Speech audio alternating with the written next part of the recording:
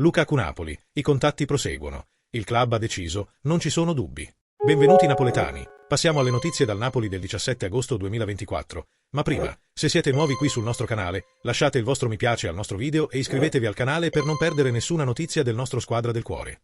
Al video, forza Napoli sempre. Continua la ricerca del Napoli per l'attaccante che al momento è la priorità del club partenopeo.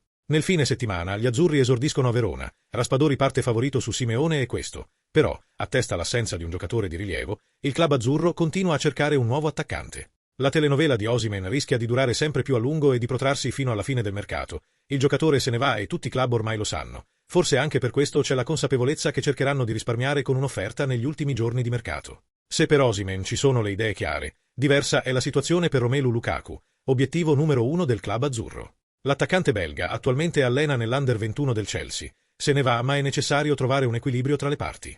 Il giornalista Fabrizio Romano ha aggiornato la trattativa tra Chelsea e Napoli e ha spiegato che i due club non trattano lo scambio Osimhen-Lukaku, ma piuttosto un'unica trattativa. Le parti sono in continuo aggiornamento e il Napoli vuole accontentare a tutti i costi Antonio Conte, visto che l'attaccante belga resta la loro richiesta principale. Il Napoli vuole Lukaku, ma vorrebbe chiudere la trattativa con una formula non definita. Gli azzurri hanno qualche dubbio, mentre il Chelsea, da questo punto di vista, non vuole assolutamente sentirci.